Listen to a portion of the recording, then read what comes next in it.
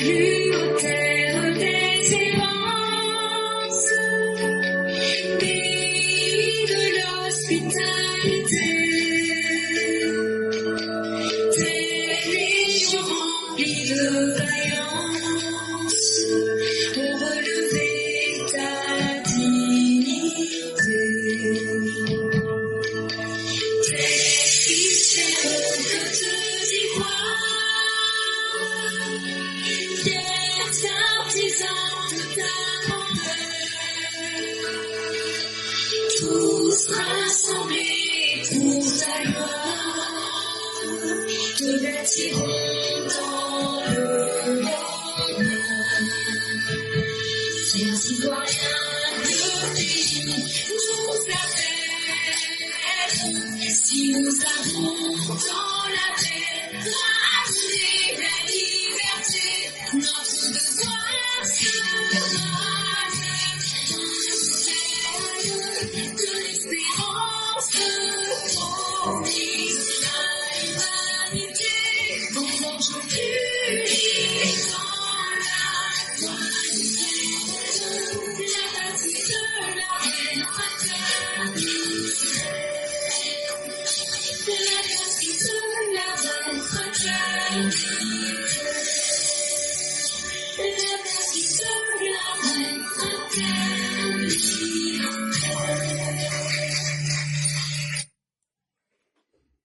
Bonjour mesdames et messieurs, bonjour chers auditeurs, bonjour chères auditrices, bonjour à tous les élèves de la classe éclaireur pour vérité.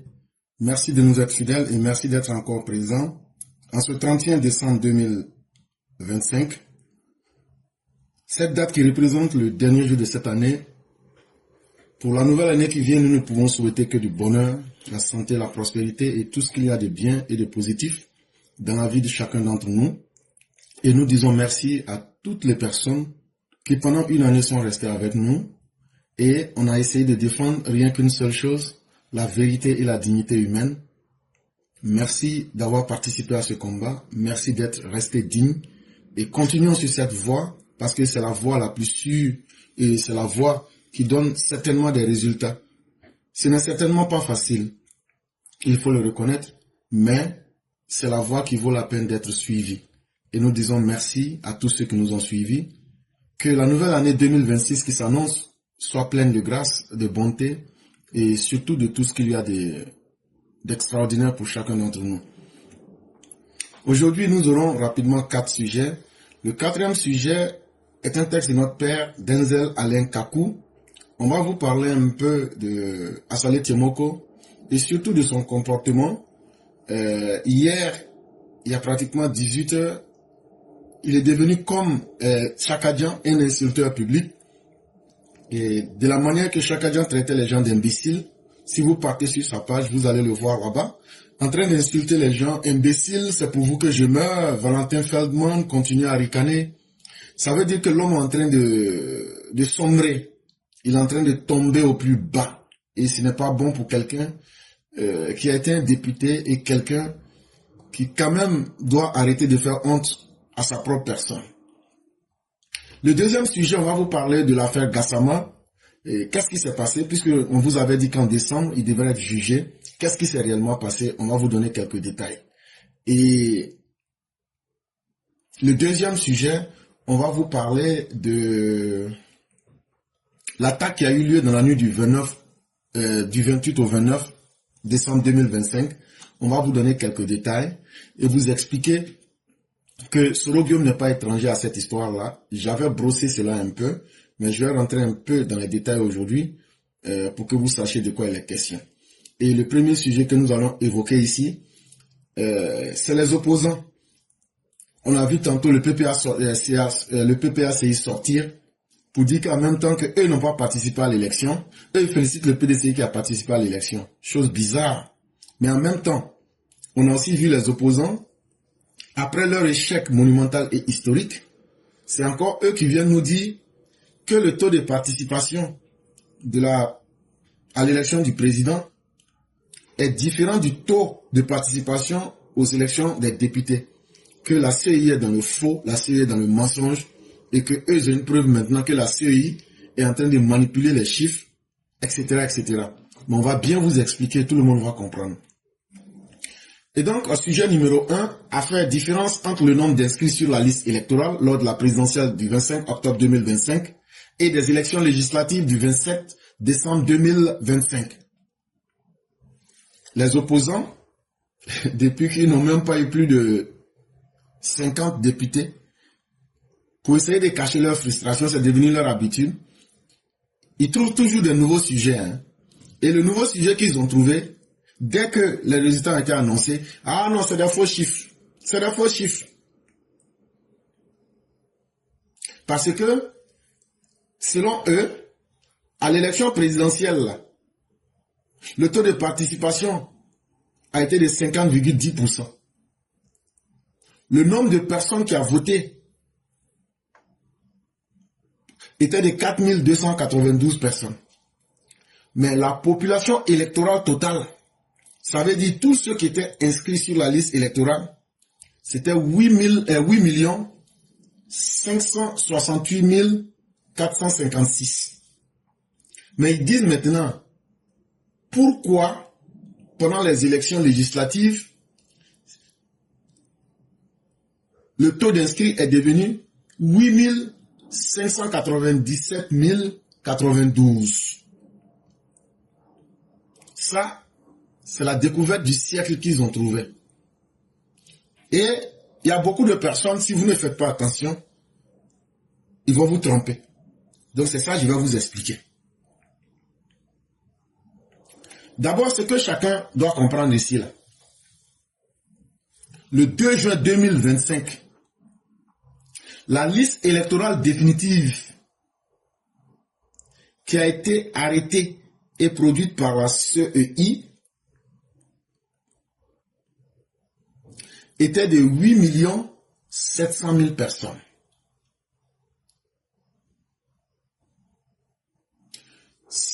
Et ça veut donc dire, par rapport à la liste de 2023, il y a eu 715 000 personnes qui ont été ajoutées.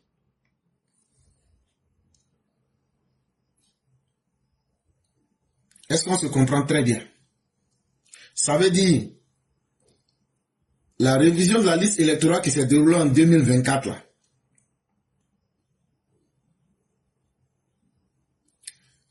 on a ajouté ceux qui sont partis s'inscrire, les nouveaux qui se sont inscrits pour s'ajouter à la liste électorale de 2023, là. Il y avait 715 000 personnes.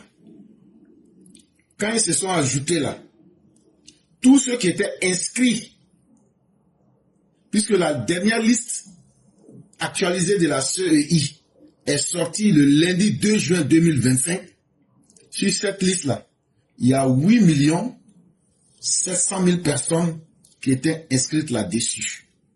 Ça là, quand tu as bien compris. Mais lors de la présidentielle du 25 octobre 2025, il y a eu dans des endroits,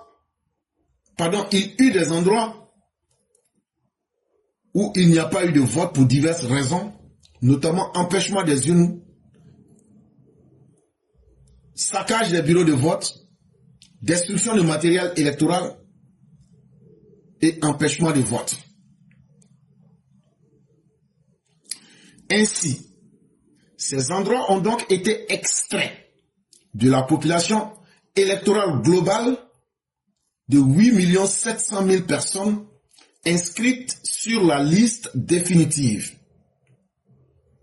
Cela pour ne pas fausser le taux de participation dressé par les rapports. Mais devant nous tous ici, on n'est pas encore morts. Quand on est parti aux élections du 25 octobre 2025, là, quel était l'argument des opposants? Il faut empêcher les élections par tous les moyens. Et qu'est-ce qu'ils ont fait pour empêcher les élections par tous les moyens? Ils ont tué des gendarmes, ils ont cassé des bureaux de vote comme à Yamoussoukro, ils ont brûlé des coins, ils ont empêché les gens de voter. Il y a des endroits même où les gens n'ont même pas voté. Eux-mêmes, ils n'ont pas voté aussi. Donc, sur la liste définitive, où on trouvait 8 700 000 personnes là, la CEI pour ne pas fausser le taux réel de participation, qu'est-ce que la CEI a fait? La CEI a dit, comme dans tel endroit, il n'y a pas eu d'élection, comme dans tel endroit, ils ont empêché les gens de voter. Par exemple, à Nayo, Nayo n'était pas inscrite, Nayo n'a pas été compté. Il n'y a pas eu élection là-bas. Là où les urnes ont été cassées, là où le matériel a été volé et les élections n'ont pas pu avoir lieu là. Pour essayer d'être juste et essayer de donner un taux de participation réel, on ne pouvait plus prendre les 8 700 000 personnes. Donc partout où il n'y a pas eu de vote, ces zones-là ont été soustraites. Ces zones-là ont été enlevées des 8 700 000 personnes. Et c'est ce qui a donc fait qu'on a trouvé le chiffre que vous connaissez.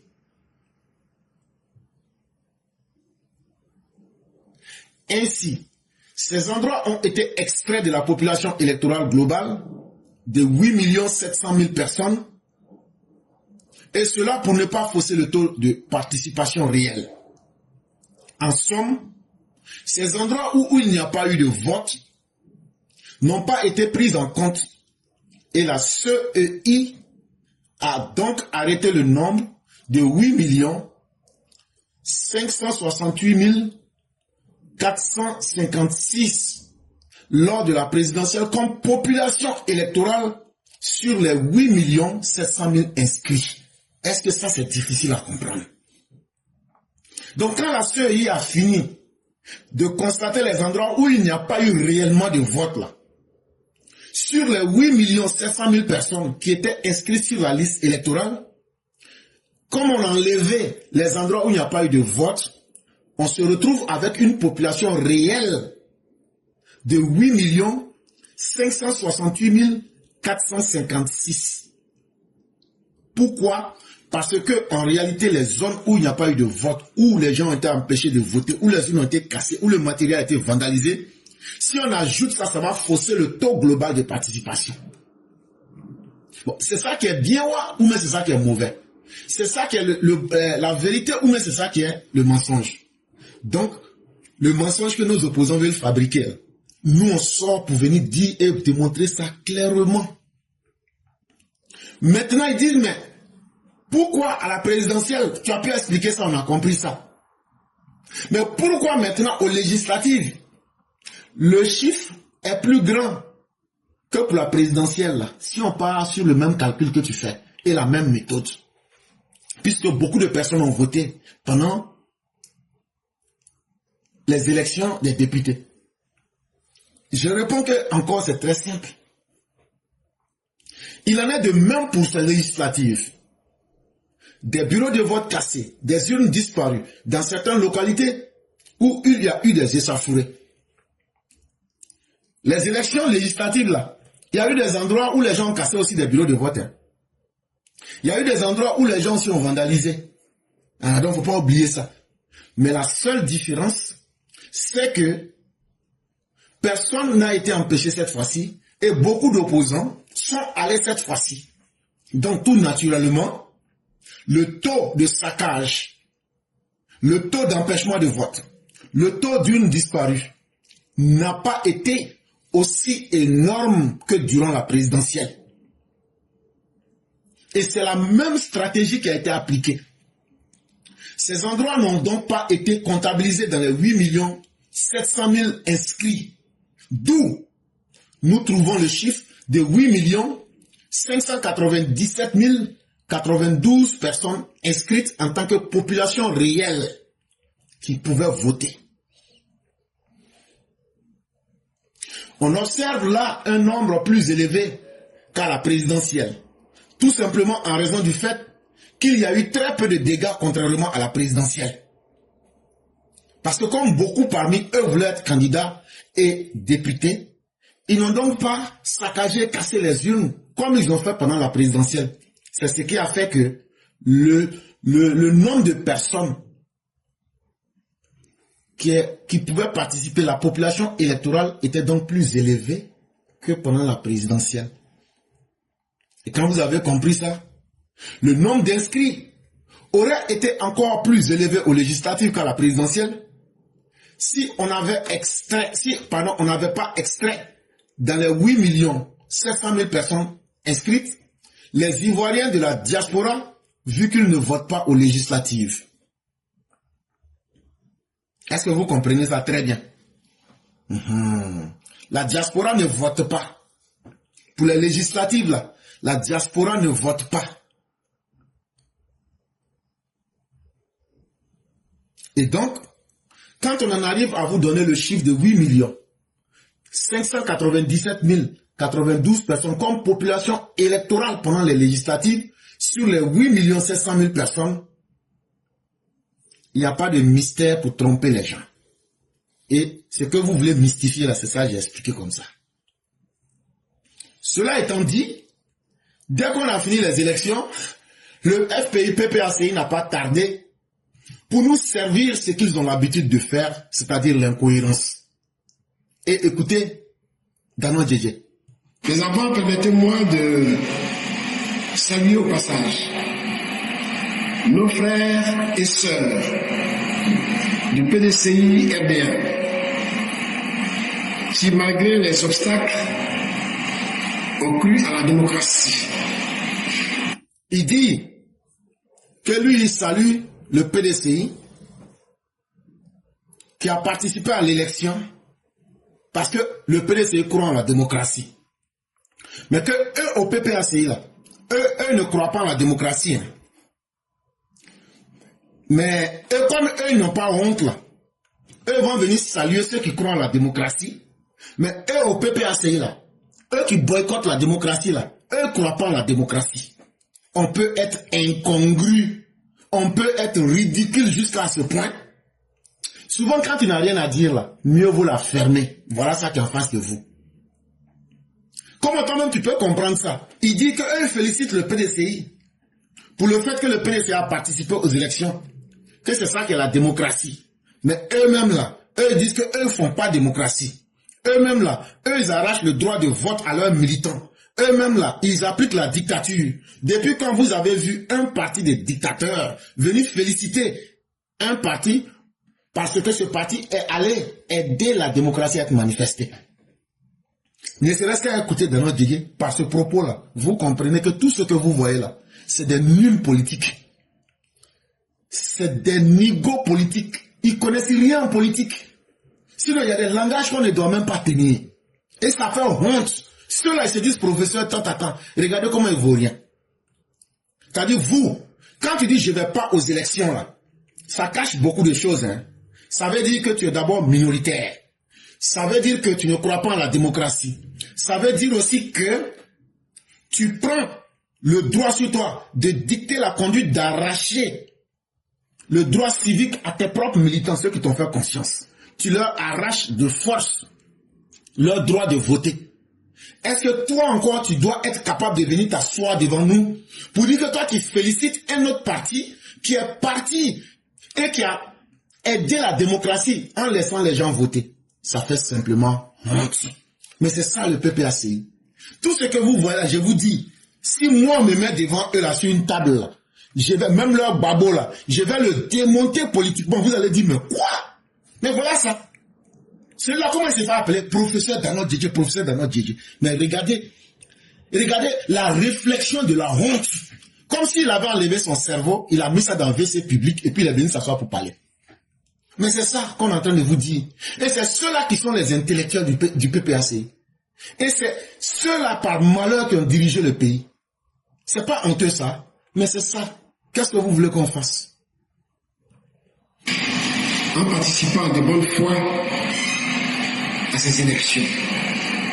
Mais est-ce que le PDCI qui a participé de bonne foi là, est-ce que c'est pas mieux de participer à une élection de bonne foi pour manifester la démocratie que de refuser de participer par la mauvaise foi en voulant cacher les vraies réalités à vos militants? Parce qu'il fallait donner la possibilité à vos militants de venir mesurer la capacité de votre parti politique. Mais vous avez, par dictature, arraché cette possibilité à vos militants. Et ce que je dis là, si tu es PPACI, si tu es de n'importe quel parti, ce que je dis est tellement implacable que ça doit t'amener à réfléchir. Demande-toi, les gens du PPACI là, c'est qui même je suis même. Ceux-là même là, où ils veulent m'amener. Eux, ils ne vont pas des élections. Eux, ils ne te permettent pas d'être représenté à l'Assemblée nationale. Eux, ils t'arrachent ton droit à l'Assemblée nationale, mais ils viennent s'asseoir pour dire qu'eux, ils félicitent un autre parti qui va aller défendre ses militants. Selon le droit et la légalité, mais toi, le militant PPACI, aujourd'hui, tu as 0 député. Ça veut dire, toi, ta voix là, pendant 5 ans, là, tu ne vas pas exister. Et eux viennent s'asseoir pour dire qu'eux, ils sont contents de ça. Toi-même, militant PPACI, tu te sens comment maintenant? C'est à toi-même de te donner la réponse. Et nous, nous sommes engagés dans la démocratisation de notre pays. Mais vous savez que la démocratie en Afrique est un travail laborieux, est un chemin périlleux. Et pour y parvenir, il faut faire beaucoup de sacrifices. Il dit que maintenant, là, la démocratie, là, en Afrique, là, que c'est pas facile, hein.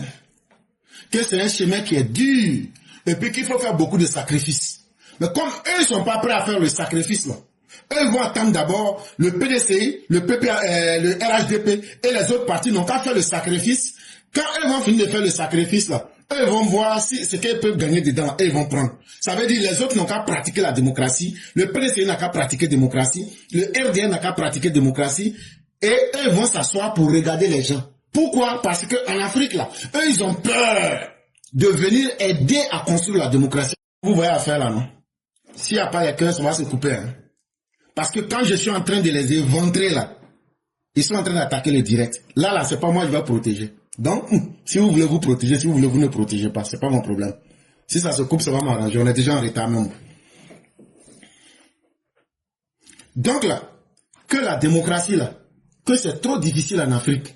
Comme eux sont des vauriens, eux sont des nuls politiques, eux ne peuvent pas participer à la démocratie. Comme eux sont des paresseux, eux là, eux ne peuvent pas souffrir parce que c'est difficile. Donc eux vont laisser le RHTP, eux vont laisser le PDCI, eux vont laisser les autres partis, n'ont qu'à faire la démocratie. Quand ça va devenir bien, d'où là, eux vont maintenant venir pour prendre et puis vont s'asseoir dessus. Est-ce qu'un homme qui est intelligent peut parler de cette façon?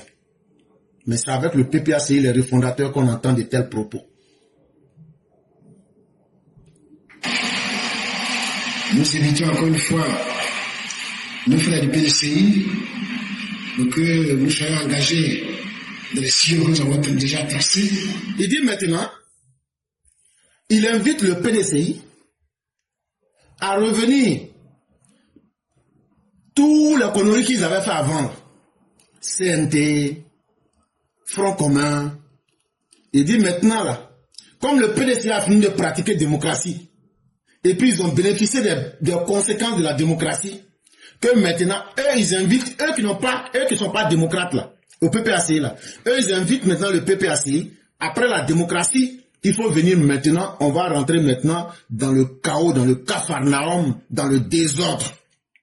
Que quand on finit démocratie là, comme eux sont forts dans le désordre, dans la violence là, que maintenant là, ils n'ont qu'à venir, ils vont commencer à prêter 2030 dans la violence, dans le désordre, comment ils vont tuer beaucoup de jeunes hommes, comment ils vont faire éventrer beaucoup d'Ivoiriens, que comme ils ont fini démocratie maintenant là, ils n'ont qu'à venir maintenant, ils vont commencer maintenant avec, là où ils avaient laissé à faire là, dans Front commun là, ils vont maintenant reprendre là-bas.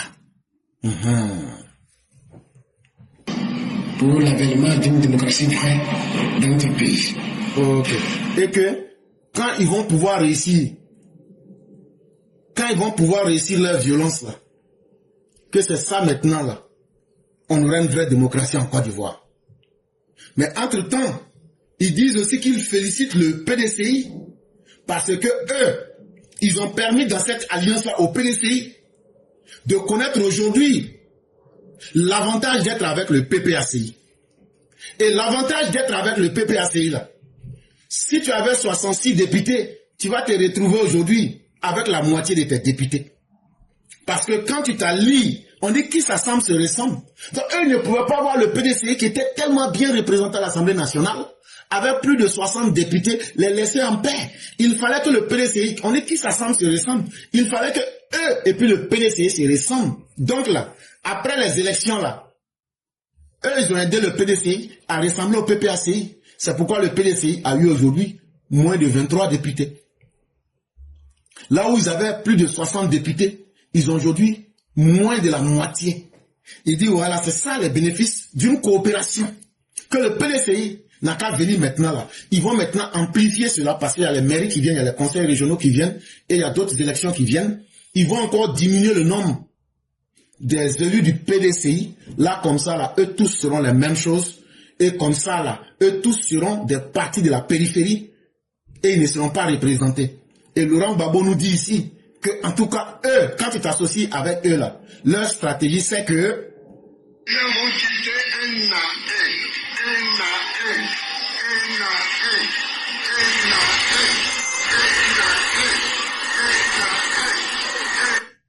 il dit, quand tu t'associes au PPACI là, ah, faut pas te fatiguer d'être. Même si tu étais au sommet là, tu vas revenir au plus bas. Mais comment ça va se passer? Ça va se passer un à un.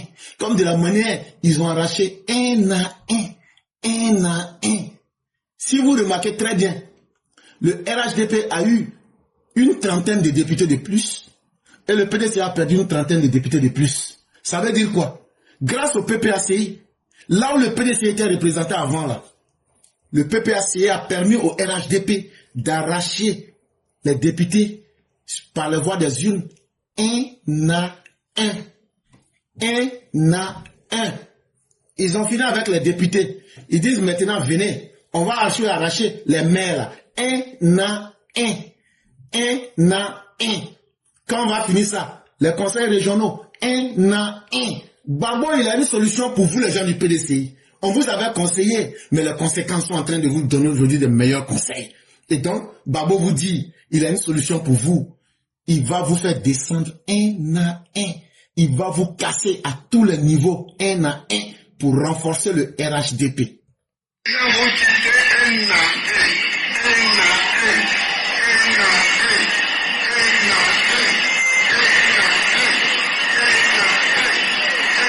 Ok. Donc, cela étant dit, nous souhaitons beaucoup de chance à ce parti, le PDCI, qui a décidé de suivre le pire en espérant obtenir le meilleur. Mais en réalité, pour les esprits qui veulent s'éclairer, qu'est-ce qu'il faut dire aux uns aux autres? Pensez-vous que les Ivoiriens vont porter leur confiance en des partis politiques ou en des leaders politiques incapables de pouvoir traduire de manière cohérente une offre politique? Mais non. Donc ce que nous voyons aujourd'hui, c'est bien la conjugaison de deux choses. La première, c'est le mérite du RHDP de pouvoir se construire, d'être structuré et d'avancer, mais aussi de l'autre côté, d'une opposition qui manque de vision stratégique, très claire. Sur le plateau de télévision, sœur, je disais, mais si donc vous estimez que l'élection du président de la République est contrariée parce que le taux de participation n'était pas important et que parce que l'opposition n'a pas participé, j'attendais de voir le taux de participation législative. Parce que vous dites que 50% de taux de participation, cela traduit le fait que vous n'avez pas été présent. Donc aux législatives, on devait avoir beaucoup plus. On n'a que quoi? À peine 35. Cela veut dire quoi? Cela veut dire concrètement que les Ivoiriens ne sont pas dans cette logique-là et qu'eux ne sont pas capables de se mobiliser un électorat qui est souverain dans leur démarche. Donc, madame, ce que l'on peut dire tout simplement, c'est qu'on ne peut pas être surpris de ce qui se présente à nous aujourd'hui. Ce n'est que le résultat ou la résultance d'une démarche claire et stratégique d'un parti présidentiel qui se donne les moyens d'aller à la conquête des Ivoiriens. Justement, vu que la droite est bien présente, comment est-ce qu'on évite cette impression de parti-État? Madame, c'est comme si vous reprochez à un premier des classes de rester premier. Parce que lui, il fait des efforts pour avoir des meilleures notes et que les autres qui ne travaillent pas se plaignent. Pourquoi? Parce que c'est toujours lui qui est premier. Quand voulez-vous qu'il fasse espoir pour avoir 0 sur 20 pour faire plaisir aux derniers de classe?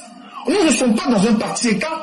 On serait dans un parti-État. Aujourd'hui, la communication ou les éléments de langage, c'est de nous rappeler à 40 à 50 ans en arrière pour dire on est dans le parti unique. Il n'y a pas de parti unique.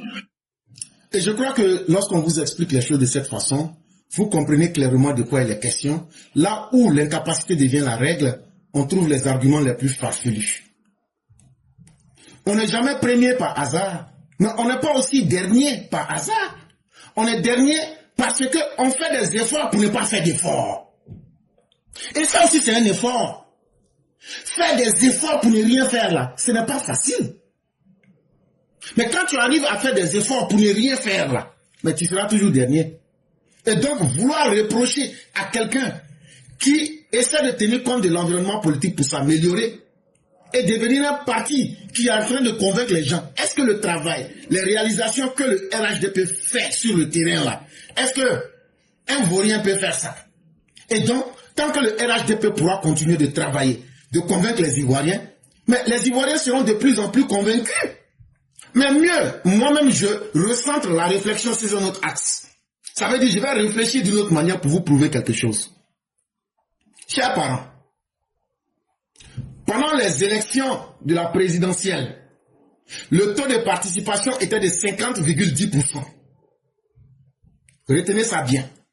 Mais pendant les élections législatives, le taux de participation est de 35,04%. Ça veut dire quoi? Quand tu fais 50,10 moins 35,04, tu trouves 15,06%. Ça veut dire quoi? Ça veut dire que pendant la présidentielle, il y a 15,06% de personnes de plus qui ont participé à l'élection pour élire un président en Côte d'Ivoire. Suivez-moi très bien ce que je vais faire ici. Je ne vais même pas me baser sur cette histoire de population électorale tout. Je vais prendre simplement le nombre du réel de personnes qui ont voté. Ça veut dire le suffrage exprimé là. Ça veut dire, quand je parle de suffrage exprimé, ça veut dire, je ne prends même pas ceux qui sont allés voter. Hein. Parce que ceux qui sont allés voter là, il y a des gens qui ont voté, mais il y a eu bulletin blanc, il y a eu bulletin nul. Moi, j'enlève encore les bulletins nuls, j'enlève encore les bulletins blancs. C'est ça qu'on appelle le suffrage exprimé. Je prends le suffrage exprimé. Ça veut dire ceux qui ont voté et puis ne se sont pas trompés là, et puis leur vote a été valide là. Pendant la présidentielle, c'était 4 187 318 personnes. Pendant l'élection des députés, ceux qui ont voté, c'était 2 943 569 personnes. Est-ce que jusque-là, vous me suivez? Quand tu fais 4 187 318 moins 2 943 569 personnes, tu trouves 1 243 749 personnes. Ça veut dire quand tu fais le nombre réel de personnes qui a voté et qui a bien voté pendant la présidentielle, moins le nombre réel de personnes qui a voté et qui a bien voté pendant la députation, on trouve qu'il y a 1 243 749 personnes. Eux là, ils ont voté pendant la présidentielle. Eux sont de quel parti? Eux sont de quel parti? Posez-vous bien cette question. Eux là, ils sont d'un parti qu'on appelle le PDCI. Ils sont d'un parti qu'on appelle le FPI. Ils sont d'un parti qu'on appelle le PPAC. Ça veut dire les 1 243 749 personnes là. Elles ont voté.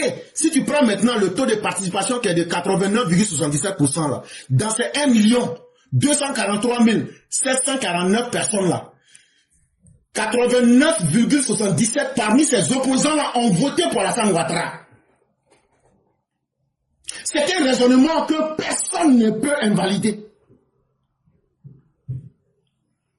Ça veut dire que parmi eux-mêmes là, il y a plus d'1 million qui a voté pendant cette présidentielle-là pour Alassane Ouattara. Donc ça veut dire que le produit Alassane Ouattara n'est plus du flatus vocis, n'est plus de l'imaginaire, mais c'est un fait réel. Même ceux qui vous disent qu'ils n'aiment pas Alassane Ouattara, en réalité là, quand tu fais la comparaison de ces deux élections, le vide qu'on trouve que je vous ai dit là, le chiffre que je vous ai donné en faisant la soustraction, ça prouve que ces gens-là, ils crient devant vous qu'ils n'aiment pas Alassane Ouattara, mais au fond, ils se cachent pour voter pour Alassane Ouattara. Et pourquoi ils font ça? Écoutez très bien. Un de leurs professeurs qui vous dit pourquoi eux, ils se sont cachés pour voter pour Alassane Ouattara. Écoutez très bien. Il va encore davantage. Je suis professeur Firmin Crécré. Vous avez entendu, non? Il dit, lui, il s'appelle Firmin Crécré. Qui ne connaît pas celui-là au FPI? Il dit, c'est eux là. Eux, ils sont en tas comme ça, ils se cachent pour voter pour Alassane Ouattara. Écoutez ce qu'il va vous dire. Si le cacao a Bon, j'étais anciennement FPI, j'étais vice-président. Aujourd'hui, je suis au AFDP. Mais qu'est-ce qui explique, qu'est-ce qui motive ce choix RIPP? C'est les réalisations. Parce que moi, je suis rentré en politique pour que la Côte d'Ivoire se développe. Faut que nos parents aient l'aisance. Qu'ils aient beaucoup, qu'ils aient l'électricité, qu'ils aient des écoles. Les preuves sont là. Les ponts, les routes, aujourd'hui, partout, Abidjan, vous pouvez circuler, etc. Tapez sur Google Firmin Crécré. Allez voir son titre. C'est pas n'importe qui, hein. Mais regardez, écoutez ce qu'il dit aujourd'hui. Il dit le travail que Ouattara fait là. Eux, parmi les opposants, ils sont en tas. Ils crient pour saboter, mais ils aiment. C'est ce qu'il est en train de dire. Est-ce que c'est moi que je suis en train de dire? Donc là, chers parents, venez à la vérité. Et la vérité là, c'est venir chercher votre bonheur à travers le travail pour améliorer vos conditions de vie, pour améliorer votre réalité et rien de plus. Vous savez qu'en Europe, le développement a commencé avec la route et la voie ferrée. Parce que c'est ça qui fait qu'on va partout, vous pouvez quitter ici aujourd'hui, et puis si vous avez votre marchandise, ça arrive à bon port. Le développement commence par les infrastructures. Vous voyez également que nos parents peinent avec le cacao et le café. Mais aujourd'hui, là, le cacao, il est à 2800, le café est à 1700. Vous voyez, ce sont des progrès. Et face à cela, je ne vois pas d'autres alternatives. Donc j'ai décidé d'adhérer au RFDP pour apporter notre... D'abord, il faut placer la Côte d'Ivoire au premier rang. Si on aime la Côte d'Ivoire, on doit aimer la paix. Si on aime la Côte d'Ivoire, on doit pouvoir faire la réconciliation. Si on aime la Côte d'Ivoire, on doit pouvoir reconnaître le travail de chacun d'entre nous. Et le travail de le président Alassane Ouattara, il est visible. Il est utilisable par tout le monde. Donc je leur demande d'aller voter massivement en paix et dans la discipline. Pour que, au sortir de l'élection, bon, le président Alassane puisse être réélu et continuer le travail qu'il a entamé. Langage vérité. Vous avez entendu, non? C'est Firmin Crécré, le professeur Firmin Crécré qui est en train de dire ça. Que la vérité, Alassane Ouattara a lavé leurs yeux et leur cerveau. Qu'aujourd'hui, là, même si tu n'aimes pas Alassane Ouattara, là, les routes et ce qu'il fait là, tellement on prononce ça là, que ce n'est pas du bavardage que nous faisons, que la population ressent ça dans leur vie. C'est ça qu'on appelle faire de la politique. Sujet numéro 2. Burkina Faso. Le rêve éveillé d'un cadavre qui s'ignore. Hey, vous voyez le régime du Burkina là. C'est un cadavre qui est devant. Il est déjà mort, mais il ne sait pas. Mais il s'amuse avec les gens. Il veut que quelqu'un n'a qu'à venir pour l'enterrer, et puis on va dire que non, le Burkina va mal parce que il y a des gens qui ont attaqué le Burkina. Chers parents, je vais vous dire des vérités. Écoutez-moi très bien. Pas plus tard que la semaine dernière, Soro Guillaume était à Ouagadougou. Et il a été aperçu avec le capitaine Oumarou Yabré. Oumarou Yabré, là, c'est lui qui est le chef des services de renseignement du Burkina Faso. Ils appellent ça ANR, Agence nationale de renseignement. Chez nous en Côte d'Ivoire, on appelle ça la DST. Ils étaient venus faire quoi au Burkina Faso? Il a quitté le Niger pour venir au Burkina Faso parce qu'ils sont venus. Vous avez vu quelques jours avant, Yibe Kaka, Y-I-B-E, Kaka, a dit qu'eux vont déverser l'hiver noir. Ça veut dire, eux vont créer. Mais ce qu'il n'a pas dit là, c'est que quand ils étaient là-bas, le vrai nom de leur opération, c'était vent glacial. En réalité, hiver noir qu'il dit là, c'est pas le vrai nom. Le vrai nom qu'ils ont trouvé entre eux-mêmes là, parce que bon, quand tu vas sur le champ de guerre, il y a des codes. Quand c'est gâté là, c'est pas ça, vous allez vous reconnaître souvent. le vrai nom là, ceux qui allaient venir sur le terrain là, le code qu'ils allaient prendre pour se reconnaître, c'était le mot vent glacial. Mais le mot qui a été rebaptisé hiver noir, c'est ce qu'ils ont voulu dire pour faire de la fanfaronnade. Et donc, en collaboration avec Ibrahim Kaka, Oumarou Yabré et Soro Guillaume ont décidé de démarrer les attaques contre la Côte d'Ivoire. Et pour démarrer ces attaques-là, comment on a fait pour avoir les renseignements? C'est que l'armée de la Côte d'Ivoire ne vous a pas dit là. Les gens qui ont attaqué la Côte d'Ivoire dans la nuit du 28 au 29 là, on a Babougou certains et on a Bra certains. Quand ils les ont cuisinés là, c'est eux qui ont donné, c'est eux qui ont cassé Papo là. Voilà. Et quand ils ont cassé Papo là, dans leur audition là, c'est qu'on a entendu là, c'est ce qu'on est en train de vous donner un peu. Ils disent que ces attaques là, eux sont venus, c'était pour tester. Mais que le vrai contingent était là pour commencer à attaquer les positions des forces armées dans le nord de la Côte d'Ivoire. Mais que pour le nord, là, c'était une diversion. Que leur vraie zone d'entrée, là, que c'était l'Est. Que c'était à partir de l'Est de la Côte d'Ivoire qu'ils allaient mettre le paquet pour rentrer là-bas. Parce que c'est une rébellion qu'ils veulent imposer à la Côte d'Ivoire. Et ceux qui ont réfléchi et qui ont peaufiné ce plan-là, c'est Soro Guillaume, Oumarou Yabré et puis Ibrahim Kaka.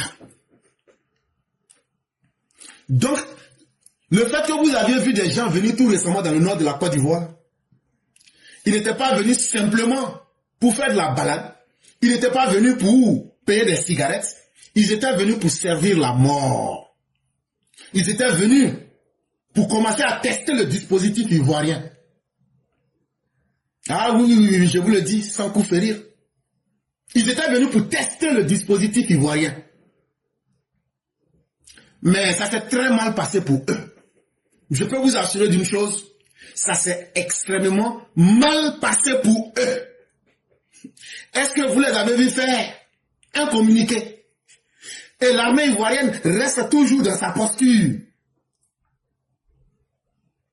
Et pendant cette réunion, Ibe Kaka, tes gars sont là, ils m'écoutent. Pendant cette réunion-là, avec Oumarou Yabré là, Ibe Kaka a décidé que lui là, ce qui est carburant, et puis matériel de guerre là, avec les véhicules pour transporter les gens qui vont attaquer le Burkina là, et puis les systèmes pour donner carburant là, que lui va s'occuper de tout ça. Que lui va s'occuper de tout ça. Sans oublier les hommes qu'il va mettre pour attaquer la Côte d'Ivoire. Mais que le gros de l'attaque va se passer à l'est, contrairement au nord, qui est déjà trop visible. Donc, Ibe Kaka est sorti pour venir peut-être faire de la fanfaronnade médiatique, pour préparer l'esprit des Burkinabés. Lorsque les Ivoiriens vont réagir à leur attaque, plus personne ne pourra dire que ce sont les Ivoiriens qui ont attaqué le Burkina. Puisque celui qui a annoncé qu'il y a un événement cataclysmique qui va se passer, c'est celui-là qui a préparé cet événement. Parce que si tu n'as pas connaissance de quelque chose, tu ne peux pas venir l'annoncer. Mais en annonçant quelque chose qui est cataclysmique, ça veut dire que c'est toi qui l'as préparé. Donc quand il est sorti pour parler d'hiver noir, c'était pour préparer l'esprit des Burkinabés à accepter l'entrée indirecte du Burkina Faso en guerre contre la Côte d'Ivoire. Et c'est Soro Guillaume qui va servir de cheval de Troie. C'est Soro Guillaume qui a sa croix de transmission. Et dans la même réunion, ils avaient tenté le côté Libéria. C'est Soro Guillaume qui leur a dit, côté Libéria, là, on avait déjà essayé. Il y a une femme là, elle est politicienne, en Côte d'Ivoire là-bas. Elle-même, là, à l'époque, là, elle avait donné 100 millions de francs CFA. Mais les services de renseignement libériens ont bras les personnes là. Donc, je n'ai pas confiance. Hey, c'est que je vous dis là, vous n'allez pas trouver ça dans le journal. Si c'est que je dis est faux là, faut couper direct là, tu te coucher vite. Maintenant, si ce que j'ai dit là, c'est faux là, c'est pas vrai là, faut te désabonner de ma page. Mais ce que j'ai dit là, asseyons-nous et regardons. Et ce que j'ai dit là, il y a des faits là, tu ne vas jamais voir ça dans la réalité. Mais pourtant ça s'est passé, je sais de quoi je parle. Il dit, vers les 2020 là, eux ils avaient voulu commencer par le Libéria. Lui il avait contacté Blé Goudé, côté Libéria Guinée. Mais qu'à la dernière minute là, Blé Goudé l'a trahi. Et que lui il avait rencontré Blé Goudé à la haie. Mais ils n'ont pas pu faire rentrer le matériel pour commencer ce côté ouest là. Donc que ce soit Libéria ou que ce soit Guinée là, qui n'ont pas confiance. Et ils ont tenté d'abord de faire un coup d'état en Guinée pour tester, avant d'attaquer la Côte d'Ivoire, ils ont d'abord testé en Guinée. Mais ça s'est mal passé pour eux. Est-ce que la semaine passée, là, en fin de semaine là, est-ce qu'il n'y a pas eu un petit coup d'état en Guinée? Voilà. C'était pour voir s'ils pouvaient déstabiliser là-bas. Mais quand ça n'a pas réussi là, ils disent bon, comme c'est comme ça là, ce côté ouest là, ça va plus marcher, ni Guinée ni Libéria. Donc, il faut que maintenant on va renverser. Donnons l'impression qu'on est en train d'attaquer au nord, à travers la forêt de Dida. C'est une forêt classée qui est au Burkina. Mais réellement là, on va passer par la commune pour attaquer, pour mettre le paquet à l'est de la Côte d'Ivoire. C'est Soro Guillaume qui leur a donné ces conseils là. Et puis il a ajouté dessus que lui n'a pas confiance aux mercenaires du Libéria. Parce que c'est des gens là qui boivent beaucoup et une fois qu'ils finissent de boire là, ils parlent beaucoup. Ah, ce que vous voulez cacher à tout le monde là, moi je vais mettre ça dehors, tout le monde va voir.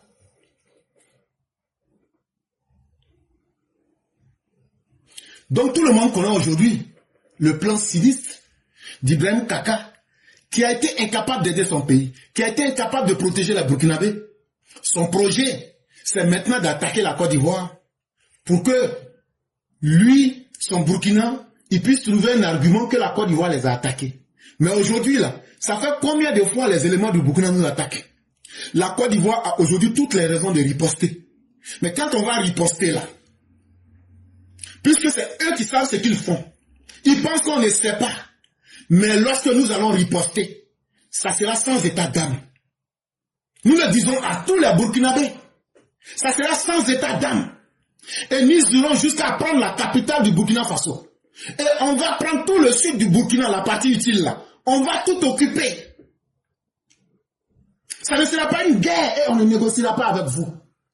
Et on va décimer toutes les populations du sud pour vous amener dans le désert. Pour prendre la partie utile.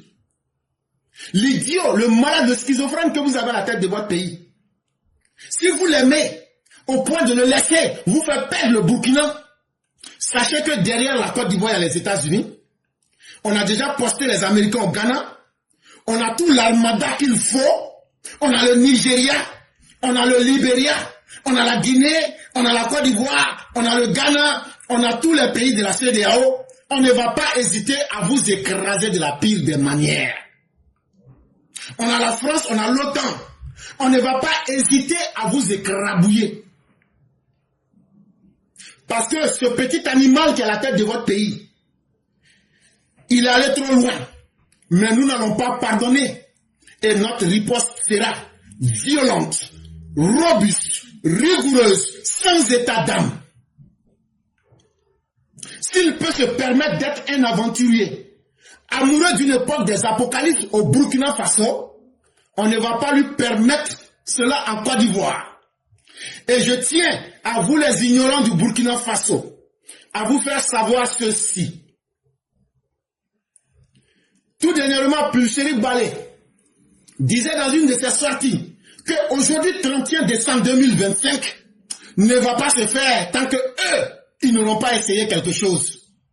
Nous savions que de là où elle se trouve, dans une des maisons de Nadi Bamba, en Belgique, elle ne parlait pas dans le vide.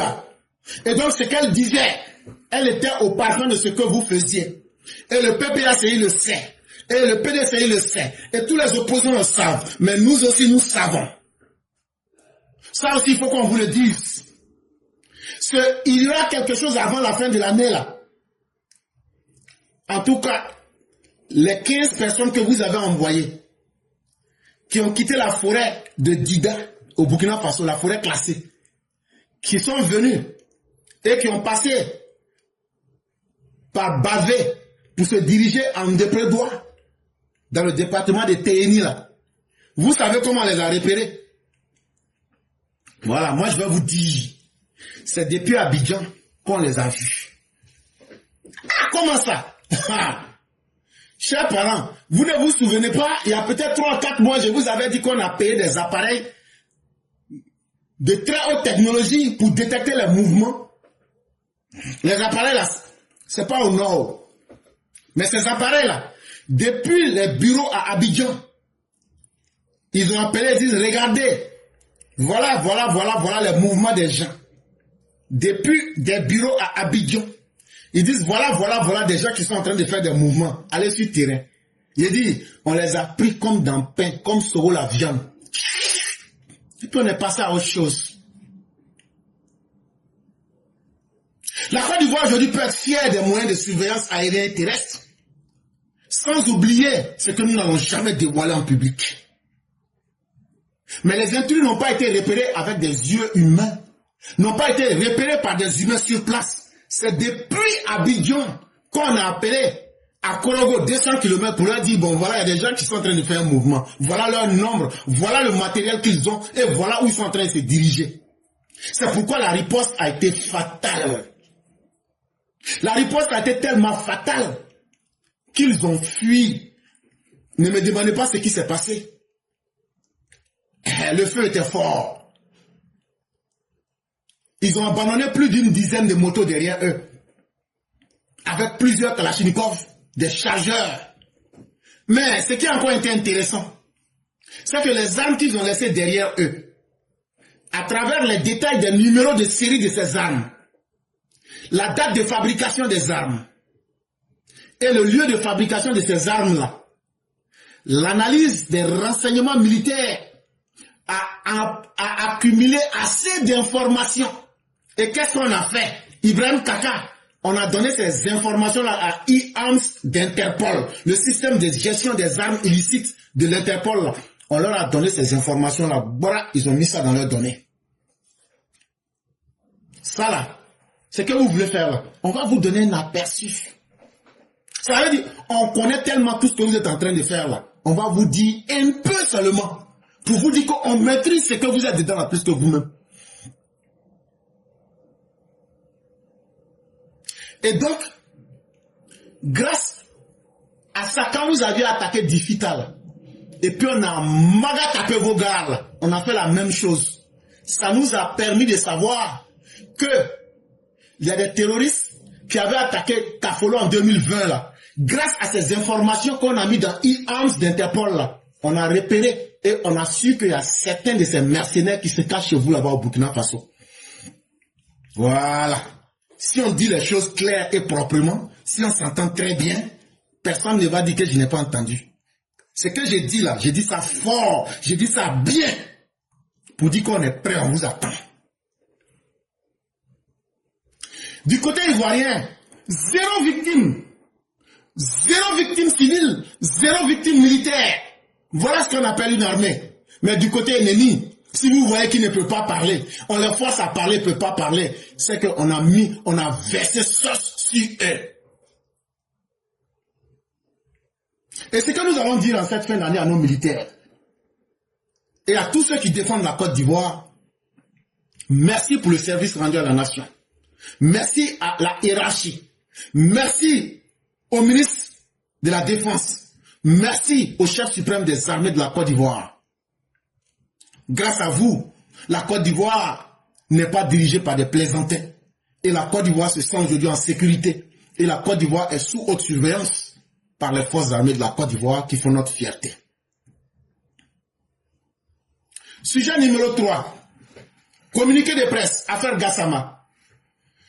Gassama, c'était un individu qui insultait tellement la Côte d'Ivoire que vous auriez pensé que ce monsieur n'aurait jamais eu besoin de la Côte d'Ivoire. Et bizarrement, un jour, on retrouve ce même gars en Côte d'Ivoire, Mahamadou Gassama. Soit dit-on, il serait venu pour des raisons familiales. Mais quand vous l'écoutiez, ce monsieur ne devrait jamais avoir besoin de la Côte d'Ivoire. Et il est rentré clandestinement en Côte d'Ivoire. Et vous vous souvenez, on vous avait dit qu'il devrait être jugé. Son avocat s'appelle Maître Mamadou Ismaïla Konaté. Et donc, il est sorti pour nous informer que son client a été officiellement renvoyé devant le tribunal correctionnel d'Abidjan. Cette décision, notifiée le 30 décembre 2025, fait suite à une ordonnance du juge d'instruction.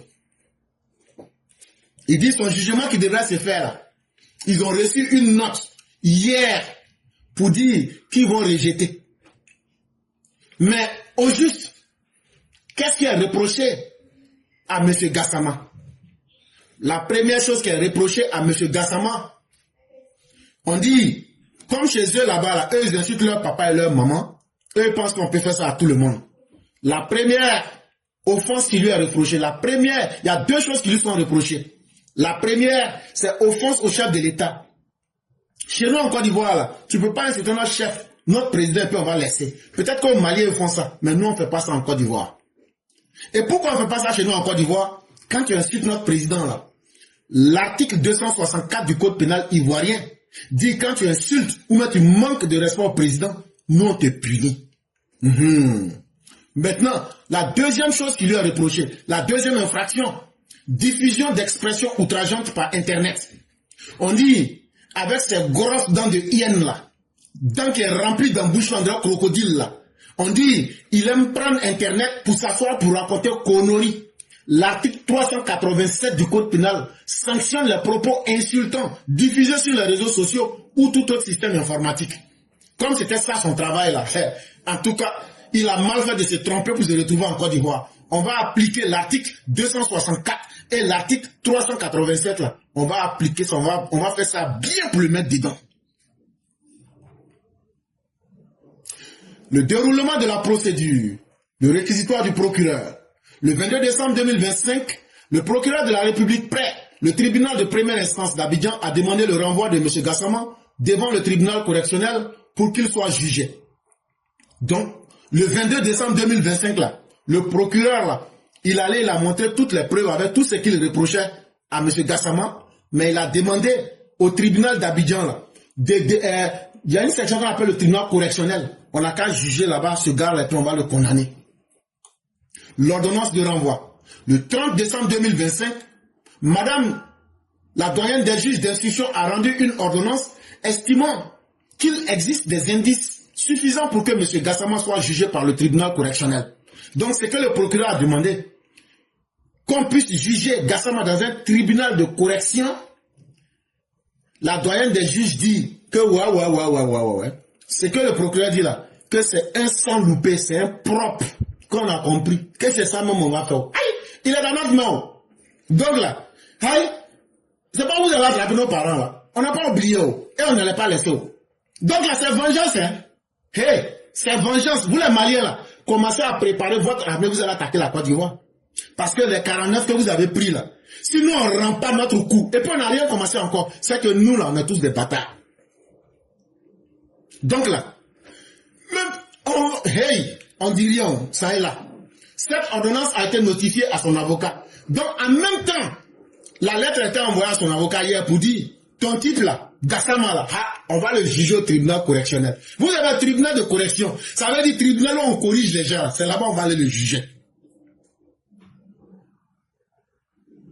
Qui dispose maintenant de la possibilité de former son recours selon la loi. Et on lui dit, en tout cas, c'est au tribunal correctionnel. Maintenant, ce que tu peux faire là, il faut commencer à préparer sa défense. Là, comme ça, là, on va voir ce que ça va donner. Sinon, là, on ne peut plus reculer encore. Donc, quand lui, il a reçu la lettre là, qu'est-ce qu'il lui dit? Il dit, oui. En tout cas, nous, on va faire confiance à la justice. On prend acte du renvoi. Et on ne doute pas que le droit de Gassama et ses expressions de liberté seront respectées par les juridictions ivoiriennes. Sinon, on n'était pas un bon tribunal là. Dramay, il a parlé là, on allait le frapper jusqu'à le tuer en prison. On va vous montrer que chez nous, il y a une justice. Ces droits fondamentaux seront garantis. Et par la constitution ivoirienne, et par le droit international. Ce n'est pas à vous de nous rappeler cela. Et aujourd'hui, vous pouvez nous rappeler le droit international pour nous dire qu'aujourd'hui, il y a des droits en Côte d'Ivoire, la constitution ivoirienne. Vous plaidez en faveur de la constitution ivoirienne et vous plaidez en faveur de la convention internationale ratifiée par la Côte d'Ivoire. Donc le Mali, là, eux ne sont pas dans la convention internationale. Eux n'ont pas de constitution là-bas. Mais il n'y a pas de problème. On va vous faire ça propre pour vous remettre. Ne vous pressez pas. Sauf s'il n'a pas insulté. Sauf si les crimes qui lui sont reprochés ne sont pas vrais. En tout cas, là, il va en prendre pour son compte. Et donc, on va bien attendre la suite de cette affaire pour voir ce que ça va nous donner. Et c'était ce qu'il fallait savoir. Et pour terminer, des députés à insulter un public. Quand on parle là, on va pas loin. C'est le menteur qui dit, je n'ai pas de téléphone, non. Attendez, oh. Bon, ça là, ma batterie là reste 1%. Pour moi là, quand il vient là, ça apprend nous à laisser. Allez sur la page d'Assalet Tiemoko, son avant-dernier poste là. Ça fait maintenant 19 h. Ça veut dire c'est hier, 30 octobre 2025, il a fait ce poste. Allez regarder là-bas, c'est écrit en rouge. Imbécile là, au pluriel. C'est pour vous que je meurs. Valentin Feldman, continuez à ricaner. Imbécile au pluriel, ça veut dire beaucoup de personnes. C'est pour vous. Je ne sais pas si c'est les Ivoiriens, puisqu'il dit qu'il représentait les Ivoiriens. Donc les Ivoiriens sont des imbéciles, et c'est lui qui meurt pour les Ivoiriens. Moi je ne sais pas de quoi il est question. Mais, ce que tout le monde peut voir, notre député, qui était député, mais devenu dépité par la réalité, il est devenu un insulteur public. Comme Chakadian, qui traitait les uns et les autres d'imbéciles. Aujourd'hui, Tidjam Thiam, lorsqu'il est en train de sombrer au plus bas, l'insulte, c'est l'arme des faibles. Quand on n'a plus d'arguments, pour quelqu'un qui dit avoir été un député, venir insulter, ça prouve toute votre faiblesse mentale. Et c'est honteux. C'est simplement honteux. Mais qu'est-ce que je vous avais dit? Et qu'est-ce que je vous ai toujours dit?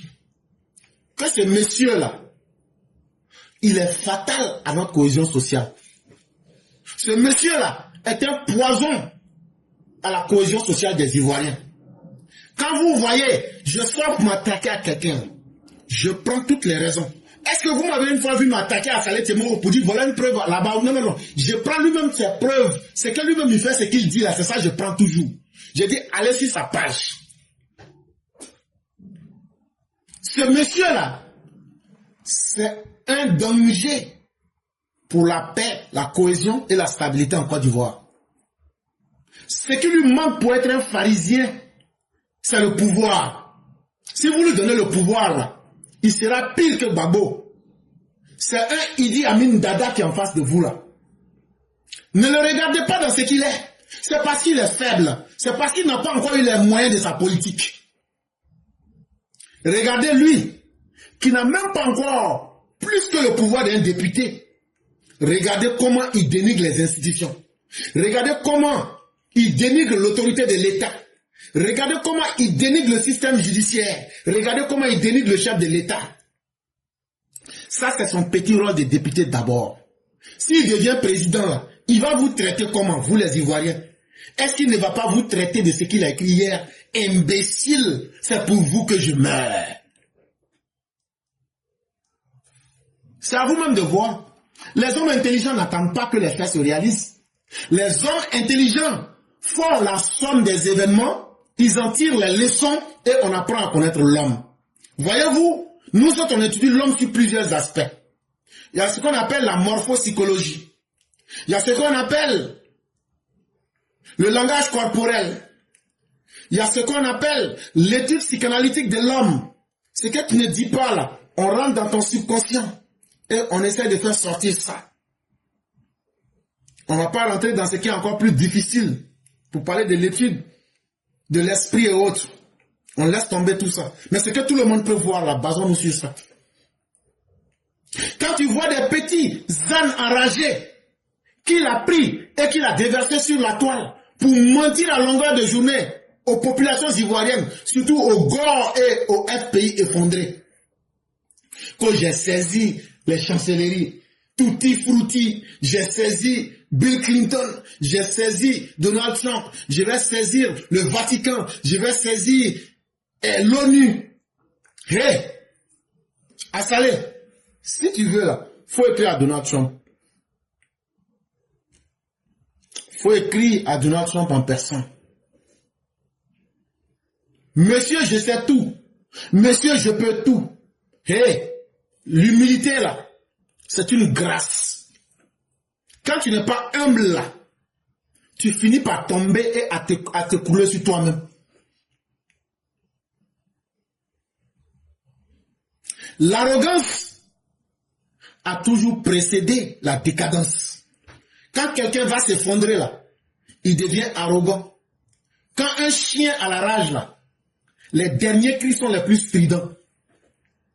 Les derniers cris d'un chien en agonie sont les pires des cris que quelqu'un souhaiterait entendre. Toi, ça va être mon coup là, on te connaît. Arrête là, on te connaît. Tu n'as même pas été capable de gagner ton concours pour entrer à l'ENA. Tu n'es pas magistrat.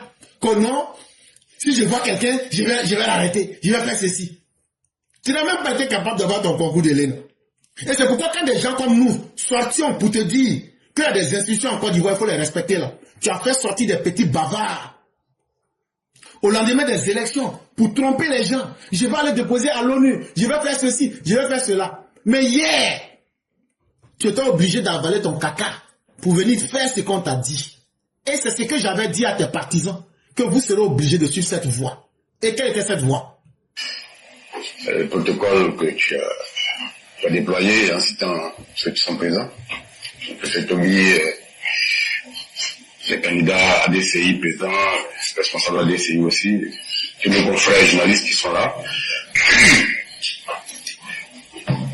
Ce point de presse-là, je l'anime en prélude au recours que nous allons déposer dans les jours qui viennent auprès du Conseil constitutionnel aux fins de contester les résultats provisoires qui ont été proclamés par la Commission centrale, Commission électorale indépendante, d'abord à Tia-Salé et ensuite par la Commission centrale hier.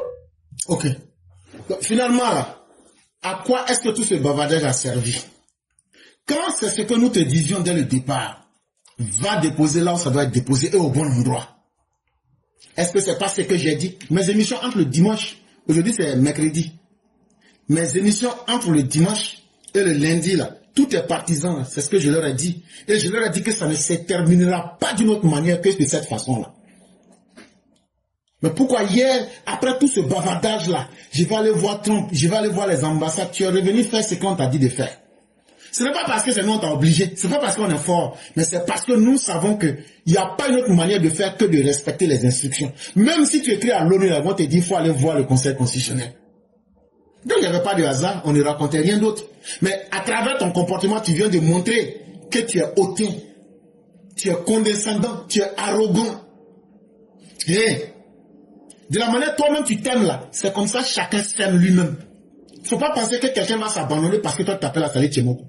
De la manière toi tu t'aimes là et puis tu peux t'embrasser toi-même là. C'est comme ça aussi que moi-même là, quand je me regarde là, je tombe amoureux de moi-même. Et c'est comme ça que chaque Ivoirien est. Personne ne va laisser son droit pour toi te faire plaisir. Toi ta bouche là, si bouche là pouvait te donner quelque chose là, ce que tu as fait entre le 27 et le 28 là, et bien avant là, ta bouche là allait te permettre d'enterrer le Conseil constitutionnel. Mais tu as essayé là, c'est parti où? Tu as fait ton wourou là, c'est parti où? C'est pas pour revenir pour dire je vais aller faire ce que je n'ai pas envie de faire là. Ça veut dire que ton arrogance là a été cassée. Et puis on va te dire quelque chose. Tia-Salé là, c'est pas toi ta maman qui a accouché Tia-Salé.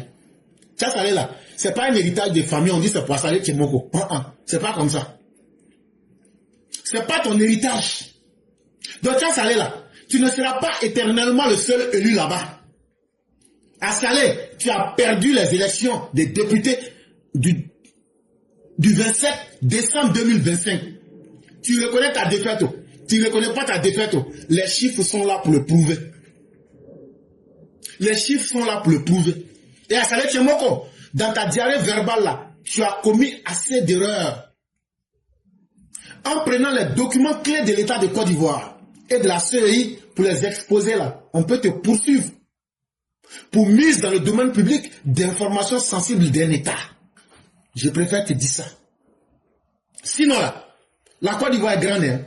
Toi, tu ne peux pas dire que tu es plus fort que Maurice Kakou-Gikawe en politique. Mais Maurice Kakou-Gikawe là, à Gagnoua, il a été limé. Mais il n'a pas à mettre le monde pour cela. Il dit, j'en prends acte. Toi, tu peux dire que tu es plus méritant que tous les députés qui ont perdu.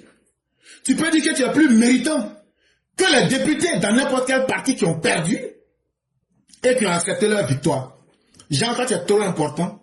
Toi, là, toi, tu ne laisses pas pour toi. Même quand tu n'as pas raison. C'est ça, on va les montrer. Je ne vais pas dire notre victoire. Hein. Ça, là, nous, on préfère perdre les 197 députés qu'on a là. Si on nous demande là, entre les 197 députés que vous avez là, et puis, à Saleh Tchemoko là, de faire un choix là, nous, on préfère perdre les 197 et puis prendre Saleh pour dire, toi, en tout cas, tu ne seras pas député aussi. Est-ce que tu me comprends bien? On préfère perdre pour donner la majorité aux opposants. Ils n'ont qu'à nous égorger. Mais toi, Saleh là, on ne donne pas. On a gagné, on ne donne pas. Et tout ce que tu vas faire là, on s'est apprêté et on t'attend. Chaque action que tu feras, on va multiplier la réaction par 10 pour te répondre. Et pour te dire que même dans bouche là, tu n'es pas le seul dans le pays là. On va te briser de façon homéopathique, à petite dose, pour te montrer que tu n'es pas le seul garçon dans le pays là. Je t'avais dit, oh, tu pensais qu'on s'amusait. Mais ce n'est que le début. Ce n'est que le début. Tu es un mauvais perdant. Mais d'abord, tu es un manipulateur certifié. Et tes comportements sur tes pages le démontrent. À Saleh Tchemoko, tu es un menteur. Et tu es un danger pour notre cohésion sociale. Tu n'es pas sérieux. Tu n'es pas crédible. Et tu ne seras plus crédible. Parce que tout ce que tu fais là, tu te décrédibilises. Et ça, il ne faudrait pas l'oublier. On comprend? Et on sait que tu es un frustré. On sait que tu es frustré depuis le temps de Laurent Gbagbo. Depuis le jour où tu as échoué à ton concours d'entrée à l'ENA là. Non. On sait que ta frustration n'a pas de limite. Si toi tu devenais un magistrat, mais tu allais être un dictateur. Et toi-même, tu sais pourquoi tu as échoué lamentablement. Ce n'est pas à moi de donner les raisons. Mais si tu veux qu'on en parle, on peut en parler. Un député comme toi, qui ne sait même pas que quand tu déposes un projet de loi, il faut faire accompagner cela par une proposition de financement.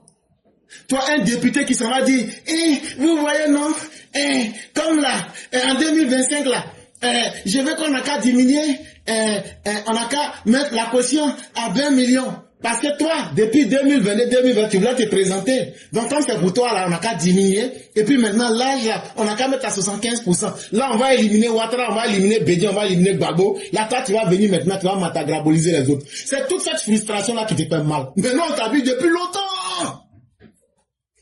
Depuis un moment, tu étais dedans, là. Mais même quand tu es venu dire ça, là, on dit encore que c'est pas tous les chefs d'institution qui sont des élus. Il y a d'autres qui sont nommés par Gbagbo et par le président. Voilà un député qui ne sait même pas qu'il y a des chefs d'institution qui sont nommés, qui ne sait pas que quand tu fais un projet de loi, tu dois montrer aussi le plan de financement. Ça se fait appeler un député. Et tu peux mentir peut-être aux militants frustrés du PPACI et aux ignorants qui te suivent. Mais nous autres, tu ne peux pas nous tromper. Nous, on t'a vu depuis le premier jour, on a compris.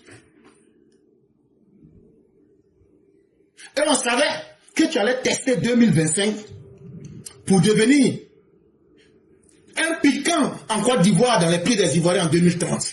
Bon, c'est ça, on ne va pas te permettre. 2030 là, toi-même là, tu n'auras pas envie de faire politique. Parce qu'il y a quelqu'un qui avait dit et insulté des Ivoiriens d'imbéciles, mais la personne a fini par se réfugier en France. Et depuis des mois, la personne n'en a plus envie de revenir en Côte d'Ivoire.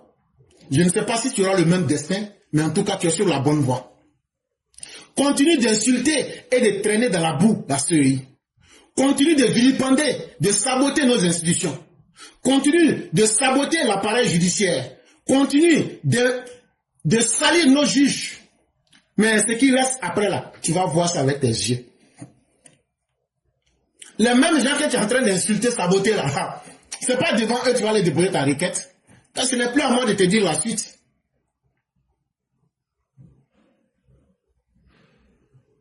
Quand on va révéler aux Ivoiriens qui tu es réellement et pourquoi tu as lamentablement échoué à ton concours d'entrée à l'ENA là. Et puis après, Babo t'a jeté en prison là.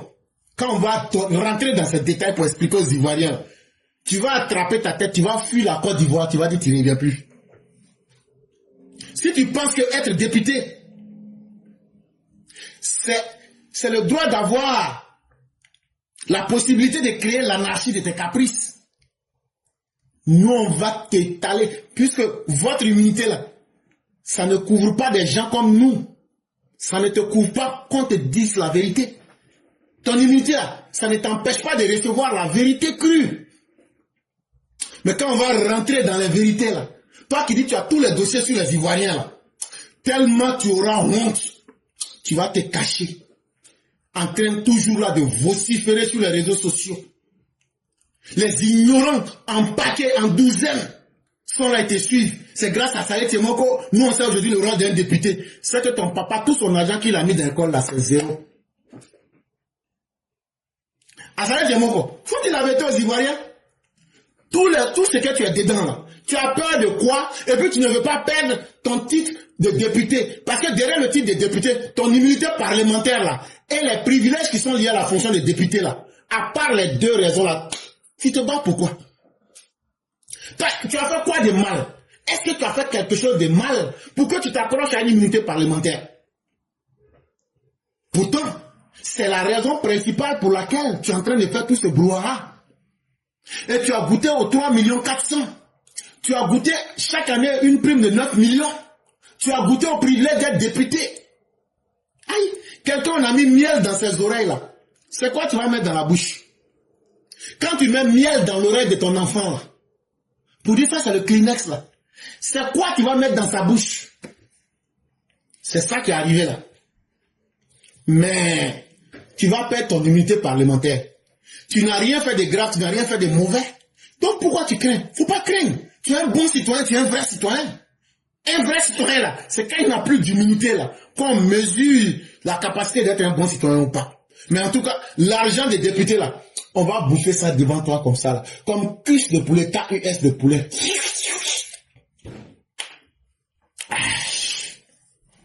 Mais toi là, tu vas sentir l'odeur là, mais tu vas plus goûter. Ça là, on va te dire ça. Toi qui es le stratège de diffamation, tu as peur de quoi?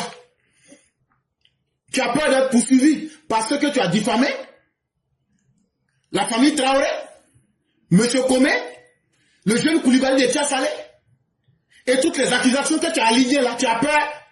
Hey, les parents, s'il vous plaît, aidez-nous. Tous ceux sur qui Assalé a menti là, posez plainte contre lui. On va respirer un peu dans le pays là. Ah! Posez plainte contre le va quitter ici. C'est votre droit. Quand il sera préoccupé chaque matin, quand il se lève, il lave les yeux, se retrouve au tribunal là. S'il fait au moins 5 ans dans ça, là, il va devenir humble. Et l'État et vous les Ivoiriens, vous avez la responsabilité d'amener ce monsieur à être humble. Faites-vous respecter en rendant ce monsieur humble là. Assalé Tiemoko est méchant et c'est un calomniateur.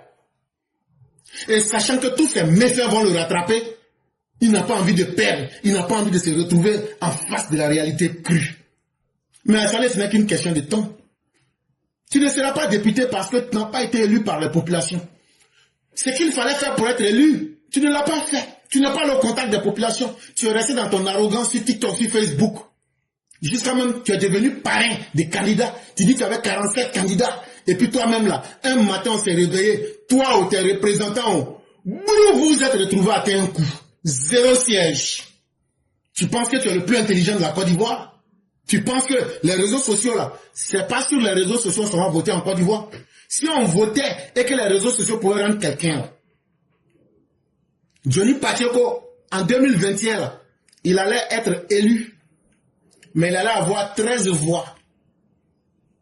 Donc là, ce sont des choses qu'on a déjà vues. Et tu penses que toi, tu n'as tellement pas de respect pour la population, tu penses que l'électorat est figé, que comme les gens t'ont voté hier là, ils sont serrés de toi, ils vont te voter. Les gens évoluent, les gens là, on leur a donné toutes les idées de chercher à défendre leurs intérêts. Monsieur, je sais tout. Monsieur, je peux tout. Ce sont les populations de Tiasalé et de Morocco qui ont fait de toi un député. C'est à ces populations-là, il fallait aller demander et les convaincre que tu mérites encore d'être leur député. Et cela, tu en as été incapable. Et le verdict qu'ils ont donné là, ils disent qu'ils ne veulent plus de toi à Salé Tiemoko. Et pourquoi? Parce qu'à l'Assemblée nationale, tu n'as jamais défendu leurs intérêts. Même les 2 propositions de loi que tu as eu à faire là, tu n'as pas défendu leurs intérêts. Que non, je veux qu'on n'a qu'à limiter date de président à 75 ans, on n'a qu'à diminuer. Il y a combien d'Ivoiriens qui t'ont dit qu'ils veulent être président?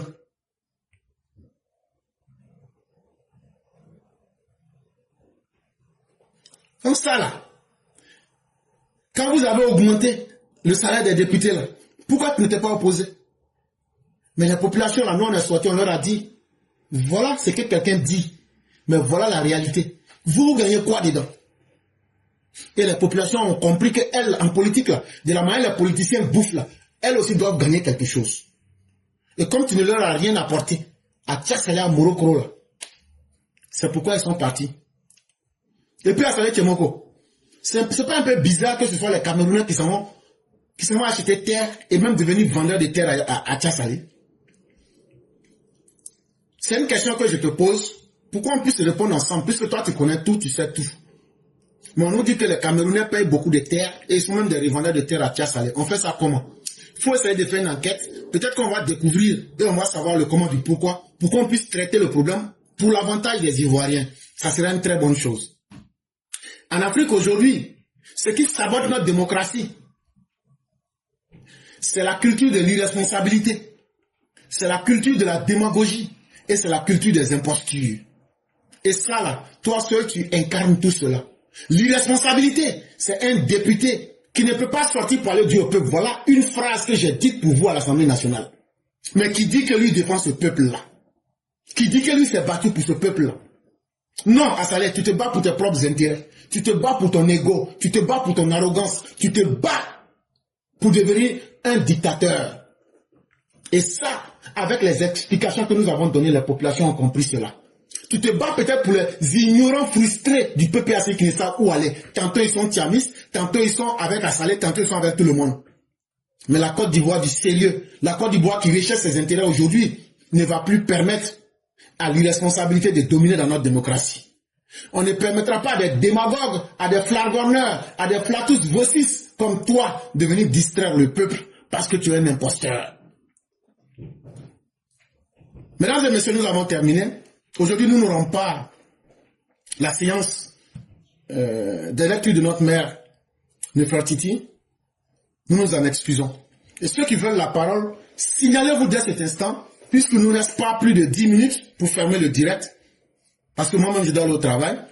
Donc ceux qui veulent parler, vraiment, dès la 25e minute, nous sommes à la 24e minute, ceux qui veulent réellement dire quelque chose, signalez-vous, vous n'aurez pas plus de 5 minutes, mais signalez-vous déjà pour qu'on puisse vous prendre et rapidement vous laisser la parole pour que vous puissiez exercer votre droit. Sinon, à défaut, dès qu'il est 25, s'il n'y a personne, on va rapidement fermer et progresser. Je dis merci à tous. Excellente année à ceux et celles qui nous ont suivis durant toute l'année 2024. Merci de nous avoir fait confiance. Merci surtout d'avoir pris le temps de vérifier ce que nous avons dit. Parce que ce n'est pas simplement ce que nous disons, mais c'est votre capacité à aller vérifier et à vous faire vos propres idées. C'est ça, la vérité que vous obtenez par vous-même. C'est ça qui vous donne votre capacité d'être autonome, de savoir j'ai entendu, j'ai vérifié. Et c'est pourquoi j'aime que vous vérifiez tout ce qui se passe et tout ce que nous disons ici. Vraiment, merci à tous ceux qui nous ont suivis. Nous n'aurons que 2 personnes. On ne prendra plus personne, s'il vous plaît. Voilà, compte tenu du temps. On a été très clair. Et donc, ce serait seulement Mère Fiona Kora et Mère Salih Kone que nous allons prendre. On va leur accorder chacune 5 minutes et après cela, on va fermer. Et donc, je dis merci à tous. S'il vous plaît, n'appelez plus. Sinon, ça va nous perdre en temps et en stratégie. Mais ce solo, on vous prendra. Et ça sera la dernière. Voilà, parce qu'on a laissé un temps à tous. Et chacun pouvait se présenter. S'il vous plaît, que plus personne ne demande la parole parce que ça mélange mon programme.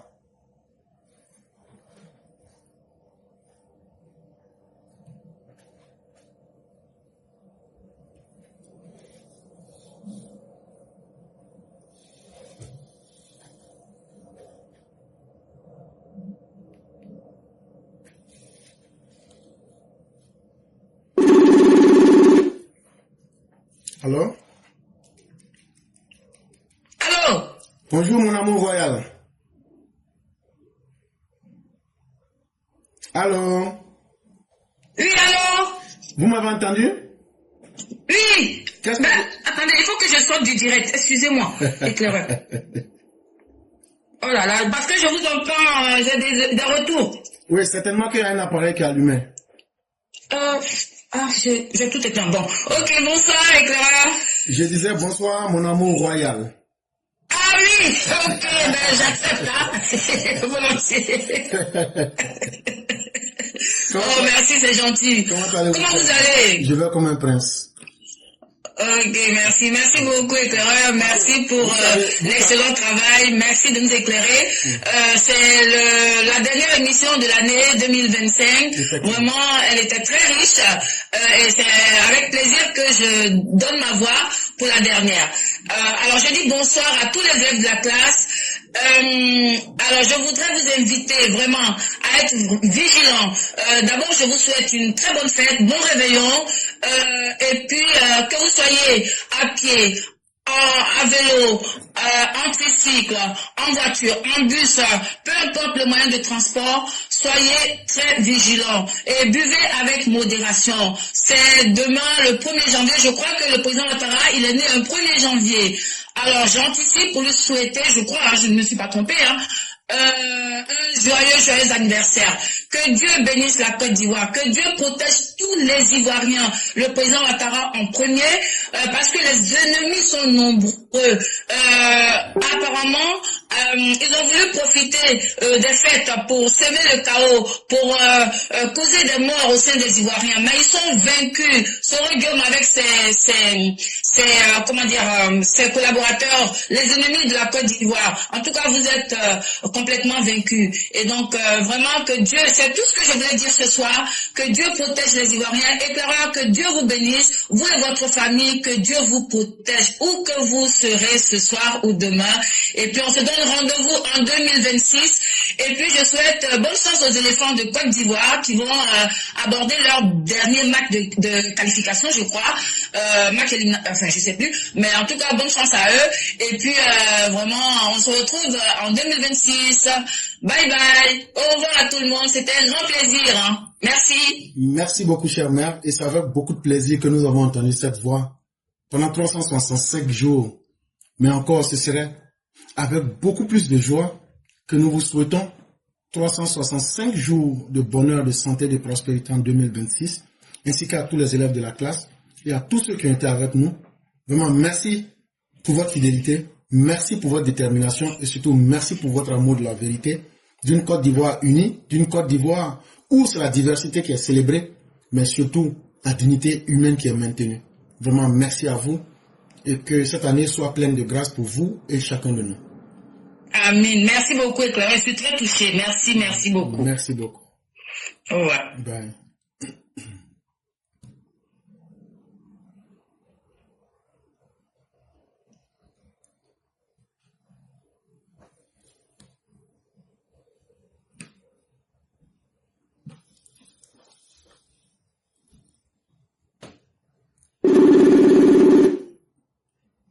Allô? Oui, allô? Bonjour le maître Gucci, comment allez-vous? Bonjour monsieur Éclairé, je vais bien et vous? Dieu merci, tout va très bien. Ok, Dieu merci. Moi Moi, je voulais juste vous dire merci en ce dernier jour de l'an et dire aussi merci beaucoup à Mère Blanc, Mère Tali, merci beaucoup pour vos messages et tout, pour vos combats et tout. C'est pas évident, c'est pas facile avec la famille, mais bon, les efforts et tout, avec les informations que vous nous donnez, ça fait vraiment plaisir et tout. Ça nous soulage, ça nous rassure. Et pour ces derniers jours de l'an, je voulais vraiment vous dire merci. Et voilà, même si on n'a pas entendu Mère Blanc aujourd'hui, voilà, son édito toujours et tout, c'est en compagnie de votre message. Et dit merci beaucoup aussi à Mère Ouragan et tout, merci à toute la classe et à tout le monde. Je ne saurais citer tout le monde, mais bon, dans l'ensemble, voilà, déjà, bonne et heureuse année anticipée. Et voilà, on se dira à l'an prochain, quoi. Voilà, merci bien. Vraiment, merci beaucoup, cher frère. Merci encore de cette bonté de cœur. Et que Dieu nous donne tous les bonheurs qui viennent avec 2026. Qu'il nous épargne de tout ce qui est négatif. Mais en réalité, toutes les prières que nous faisons doivent venir de notre propre mental. Restons positifs et restons nous-mêmes. Et souhaitons du bonheur et agissons en faisant du bien. Et vous verrez que le bonheur vient naturellement.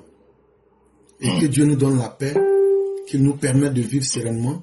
Et qu'il donne longue vie au président Ouattara. Qu'il permette aux Ivoiriens de vivre et qu'il accorde sa grâce pour que notre pays puisse demeurer en paix dans le développement. Et vraiment, merci à vous-même et à tous ceux qui ont participé pendant une année encore que nous allons terminer à porter de la voix, à protéger ces émissions, à partager et surtout à montrer que la vérité, on peut l'aimer et que, comme disait le Christ, elle finit par vous affranchir, c'est-à-dire vous donner votre pleine liberté. Et vous donner votre tranquillité de cœur. Que Dieu maintienne cette tranquillité de paix. Et vraiment, que Dieu fasse que nous bénéficions de toutes les sources de bonheur et qu'il éloigne de nous tout ce qui est malheur pour amener ça dans les pays de l'AES. Amen. Merci bien, monsieur Claire, je suis content. Merci bien, on se dira demain. Merci beaucoup bien. Et on se retrouve l'année prochaine. Merci. Au revoir. Merci beaucoup.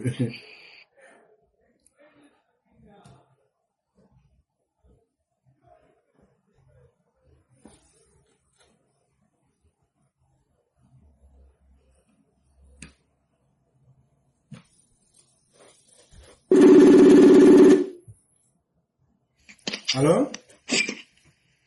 Oui, alors bonjour. Bonjour le grand maître Bamba, comment allez-vous? Oui, salut frère éclaireur, prospérité.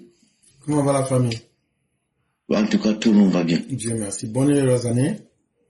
Merci vraiment à toi éclaireur. Prospérité, tout ce qu'il y a de positif et que Dieu éloigne de nous tout ce qu'il y a de négatif. Amen, amen, amen.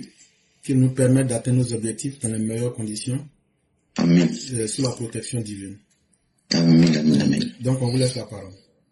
En tout cas, vraiment, éclaireur à toi, apparemment, excuse-moi, mais vraiment, comme je bégaye, tu sais, mais je te souhaite aussi vraiment bonne heureuse année 2026. Vraiment, merci pour tout ce que tu nous as apporté, éclaireur. Vraiment, ça se voit vraiment que tu aimes ton pays et que tu aimes les Ivoiriens. On n'a qu'un seul pays, éclaireur. On va plus faire demi-tour pour aller aux États-Unis ni partout. Actuellement, là, on tend vers la VS et on veut rentrer chez nous. S'il n'y a pas la paix, éclaireur, on ne peut pas rentrer. Vraiment, tu diras merci à toute l'armée ivoirienne pour la sécurité que nos parents ont. Vraiment pour la joie de vivre que nos parents ont. Aujourd'hui, tu vois les gens sortir, ils sont contents, ils vont boire, ils font tout. C'est qu'il y a la paix. Et que vraiment, il faut transmettre mon message aux responsables de l'armée ivoirienne et à tous les composants. Et que tu diras, envoie ce message-là à TBO. Faut dire que si après Ouattara, si c'est pas présenté là, ils vont nous arracher la Côte d'Ivoire. Si TBO ne s'est pas présenté, la Côte d'Ivoire ne sera pas en paix. Il n'y a que lui seul qui peut limiter tous ces malheureux là, que tous ces malfrats là. Il n'y a que TBO qui peut limiter tout cela. Et transmets mon message, s'il te plaît. Merci beaucoup. Vraiment, merci beaucoup, cher frère. Merci encore de ce que vous avez dit. Et faisons confiance en la Côte d'Ivoire. Le président a les hommes qu'il faut. Et nous n'avons même pas de doute. Quand je vois cette île après Ouattara serait un cataclysme, non. Ça ne sera rien d'autre que ce que nous voulons. Si nous savons déjà ceux qui peuvent représenter nos intérêts, ça veut déjà dire que donc il n'y a plus de problème de choix. Ça veut dire que le choix il est déjà là. C'est à nous maintenant de valider et d'encourager ces choix-là. Et chers frères, votre message sera entendu. Parce qu'il est déjà entendu d'ailleurs, mais il sera encore entendu. Et vraiment, merci à vous-même aussi. Merci pour tout ce que vous faites dans l'ombre. Et surtout, merci pour votre sincérité de cœur. En tout cas, merci beaucoup. Que Dieu nous accorde ses grâces. Amen. Merci beaucoup.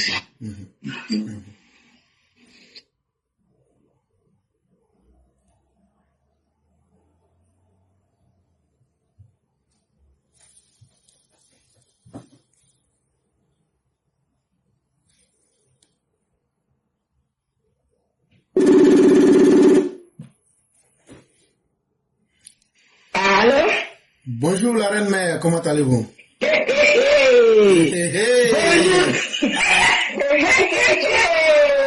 Ah, Sokode, oh oh oh. Hi hi. Oh oh. Bonjour, professeur, et toi? Bonjour chère, comment allez-vous? Je vais très bien, vous? Je vais très bien, et la famille? Alhamdulillah. Et de ton côté? Ça va, grâce à Dieu. Donc on va faire ça court et rapide. Santé. Oui. Dieu n'a qu'à te frapper avec la santé. Amen. Il n'a qu'à te faucher avec la richesse. Amen. Il n'a qu'à t'enterrer avec le bonheur. Amen, ya Rabbi. Il n'a qu'à te ressusciter avec le succès. Amen, amen, amen. 365 jours de l'année.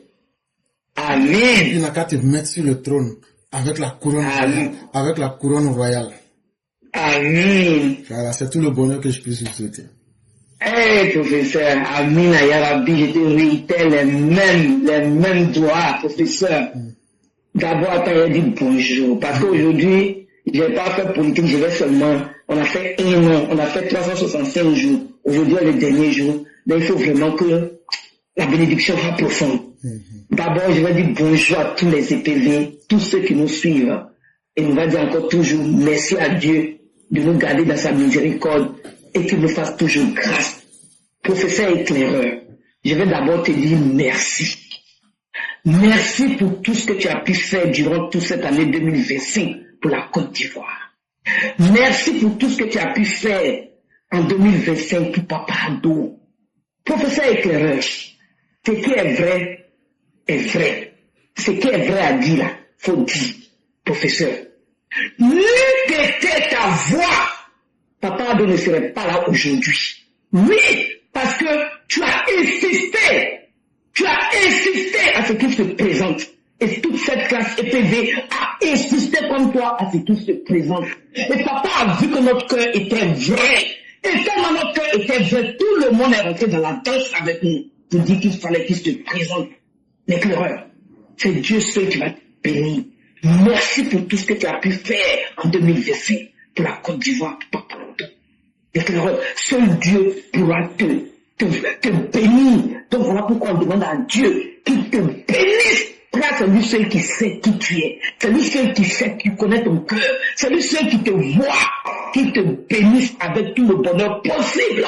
De la même manière qu'il t'a béni en 2025, qu'il a multiplié encore pour cette nouvelle année qui sortira demain, qui est 2026. L'éclaireur, ça c'était ton côté. Ainsi que tous les EPV, que Dieu vous bénisse. Papa Ado, que Dieu te bénisse. Papa Ado, que 2026 soit l'ouverture du plus grand bonheur que Dieu a réservé pour toi. Que 2026 te soit en santé. Papa Ado, que 2026 t'éclaire dans tout ce que tu feras, ainsi que tous ceux qui sont des vrais cœurs avec toi, Papa Ado. Que Dieu les bénisse, que Dieu les protège, que Dieu, en tout cas, fasse de telle sorte que 2026 soit une année tellement paisible. L'Apocalypse que les gens sont en train de déjà dire que l'après-Ado va devenir comme ça. Ils verront que l'après-Ado sera plus éclairé encore. Parce que là, ce sera une nouvelle génération qui viendra. Et Inch'Allah, que cette nouvelle génération soit frappée toujours avec l'ange de Dieu, avec l'épée de l'ange de Dieu. Toujours les protéger et vraiment les garder, Papa Ado, en santé pour toi et toi-même en santé, ainsi que notre maman Dodo. Et puis encore nos forces de l'ordre. Que Dieu continue de vous bénir. Que Dieu continue de vous bénir. Chacun d'appelle les anges de Dieu de descendre sur vous. Je sais le pourquoi je le fais. Je sais pourquoi. Parce que les anges de Dieu, c'est l'armée la plus forte du monde. Il n'y a pas une armée plus forte au monde que les anges de Dieu. Que Que Dieu vous accompagne toujours avec ses anges, contre tous ces ennemis, qui manigancent, qui veulent voir la Côte d'Ivoire sombrer, qu'eux-mêmes sombrent, et que Dieu vous permette aussi de les anéantir de la plus belle des manières possibles. Sœur Dieu, nous t'as confié à Dieu. Toi, Sœur Dieu, là, toi là, c'est Dieu qui va te régler. Et Dieu ne finira jamais de te régler parce que tu es méchant. Tu es tellement méchant que l'année est en train de finir là, que 2026 là, vu les ennemis de la Côte d'Ivoire, que Dieu ne partira pas avec vous en 2026. Et Inch'Allah, je sais que ça suffira parce que le Dieu en qui je crois n'est pas un Dieu faussaire, c'est un Dieu de vérité, et c'est un Dieu vrai, il est où il y a la vérité. Mais faisons très attention à nos indépendants sortis du RADP pour les élections législatives. Je m'arrête là, professeur, que Dieu te bénisse ainsi que tous les CPV. Merci, professeur, je m'arrête là. Merci beaucoup. Merci beaucoup, cher mère. Merci pour toutes ces prières. Que Dieu les accepte, qu'il les accepte pour chacun d'entre nous et qu'il les accepte pour nous tous. Merci d'avoir fait et toujours les prières pour l'armée de Côte d'Ivoire, parce que ce sont les maris, ce sont les frères, ce sont les parents aussi des gens. Le seul tort qu'ils ont fait, c'est de choisir un métier où leur vie est mise sur la lame. Et c'est pourquoi il faut les accompagner avec beaucoup de prières, beaucoup de bénédictions, beaucoup d'encouragement. Et ça, vous le faites tous les jours. Merci pour votre encouragement vis-à-vis du chef de l'État. Et le travail, c'est nous tous qui l'avons fait. Hein? Et on l'a fait pour une seule raison. Nous aimons voir les gens vivre libres, dignes et dans les meilleures conditions. Et comme vous le dites, c'est Dieu seul qui sait comment il va payer chacun. Mais au moins, nous savons que c'est avec une bonne foi et avec une sincérité que nous avons fait ce que nous continuerons de faire d'ailleurs.